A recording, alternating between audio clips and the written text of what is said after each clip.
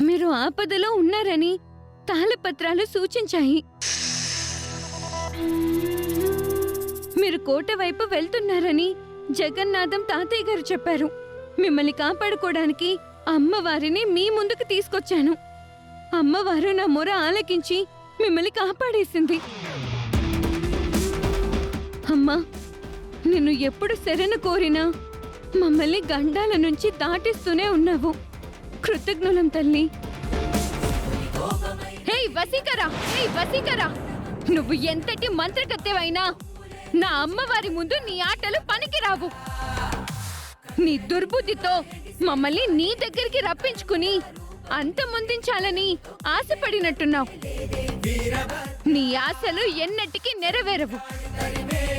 నీ కోరికలు ఎప్పటికీ తీరవు. మర్యాదగా మా ఊరి నొదిలిపో, లేదంటే నువ్వే అంతమైపోతావు. మనం వెళ్దాం పదండి.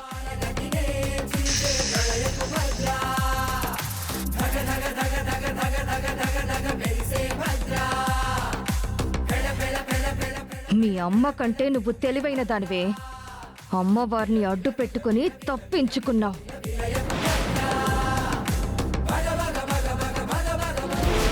అక్షయ, అక్షయ, అక్షయ ఎక్కడున్నావు? అక్షయ, అక్షయ, అక్షయ ఎక్కడుంది బావా? అవుని, అటువైపు వెళ్దాం. అక్షయ, అక్షయ,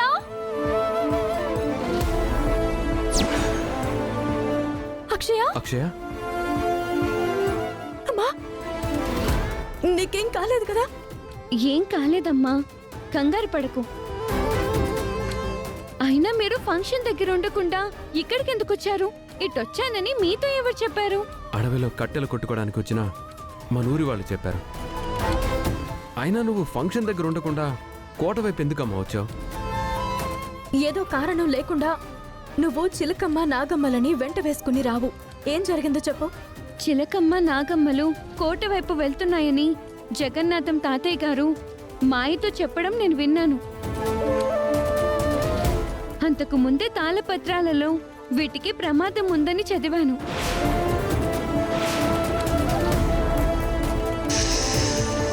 అందుకే వీటిని కాపాడుకుందామని వచ్చాను. సరైన సమయంలో అమ్మవారి సహాయంతో ఇవి కోటలోకి వెళ్లకుండా కాపాడుకున్నాను. నేను రాకపోయుంటే రెండు వశీకర మంత్రబలానికి బలైపోయుండేవి.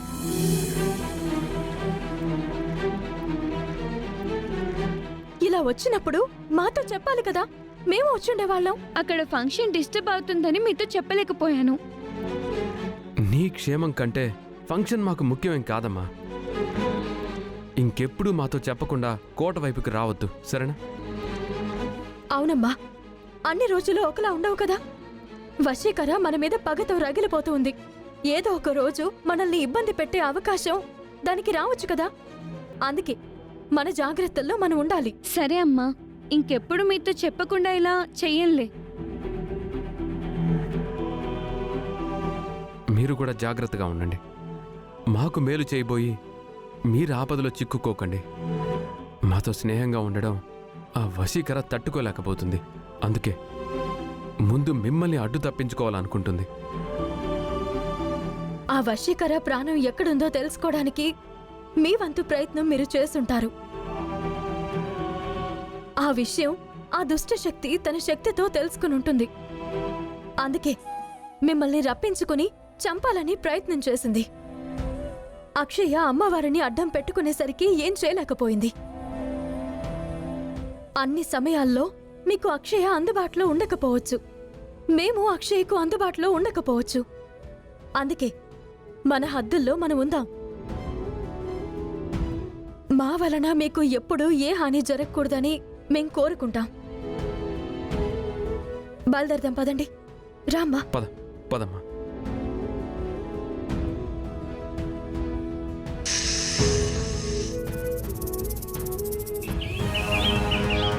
అక్షయ్ కనిపించిందో లేదో. జరగరాందేమైనా జరిగిందేమో. ఏదైనా సంఘటన జరిగినప్పుడు దాని గురించి పాజిటివ్గా మాట్లాడటం నేర్చుకోండి. నెగిటివ్గా మాట్లాడకండి. రేయ్ ఇప్పటికైనా మారండ్రా. వీళ్ళు పొరపాటును గనక మారితే ఈ యుగం ఎంతటితో అంతమైపోతుంది. చూడండి, ఇన్ని రోజులు మీరు ఏది చెప్తే అది గుడ్డిగా నమ్మేశాను. ఇక మీదట మీరు అవని అక్షయలను ఎలా పడితే అలా మాట్లాడితే ఊరుకునేదుండదు. ఈ విషయం బాగా గుర్తుంచుకోండి. పెద్దిరాజు, మనం కూడా బయటికెళ్ళి అక్షయ్ గురించి వెతుకుతాం పద. సరే మావయ్య. అదిగో వస్తున్నారు.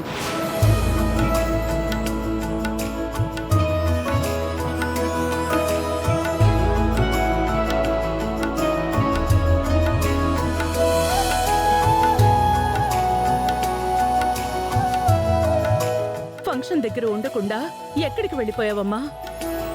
చిలకమ్మ నాగమ్మలు ప్రమాదంలో ఉన్నాయని తెలిసిందంట. వాటిని కాపాడుకోవడానికి వెళ్ళింది. 2 కోటలోకి వెళ్ళిపోతుంటే అమ్మవారిని అడ్డం పెట్టుకొని వాటిని కాపాడుకుంది. అక్షయ తల్లి సమయస్ఫూర్తి మామూలుగా ఉండదు. అత్తయ్య గారు, మీ నుంచి ఆచార సంప్రదాయాలను అందుకోవడానికి చిన్న వేదవతి రెడీ అయిపోతుంది. నాకు అటువంటి ఆశలు లేవు మావయ్య. నీకు లేకపోవచ్చమ్మా, కానీ నా తరం నుంచి నీ తరానికి అందించవలసిన బాధ్యత నాకుంది. ఇలా అంటున్నానని ఏమనుకోవద్దమ్మా. ఊరి తలరాత మారడానికి మరో 4 రోజులు మాత్రమే ఉంది. ఈలోపు ఎంతమంది కైలాసానికి టికెట్లు తీసుకుంటామో తెలీదు. నువ్వేమో ఆచారాల గురించి ఆనవాయితీల గురించి మాట్లాడుతున్నావు. మీ టిక్కెట్లు నరకానికే, కైలాసానికి కాదు. పొరపాటున మీరటు వెళ్ళినా గెంటేస్తారు. నువ్వెక్కడికి వెళ్తావు? స్వర్గానికి వెళ్తావా? అవునక్క, మీ ఆయన స్వర్గానికి వెళ్ళి రంభా ఊర్వశి మేనకలతో డ్యూయెట్లేసుకుంటాడు. చూడండి, మన ఇంటికి పట్టిన శనిలాంటి మాయ వెళ్ళిపోయింది. ఒక దరిద్రం వదిలింది. ఇక మనకు ఎలాంటి సమస్యలు రావు. ఆ వశీకర సంగతి కూడా చూసేస్తే ఊరికి న్యాయం జరుగుతుంది. మాయ విషయంలో మనం తేలిగ్గా వదలకూడదత్తయ్య. ఎంతో అవమానంతో వెళ్ళింది కదా, ఎక్కడ ఉండి మన మీదికి కొత్త స్కెచ్లు వేస్తూ ఉంటుంది.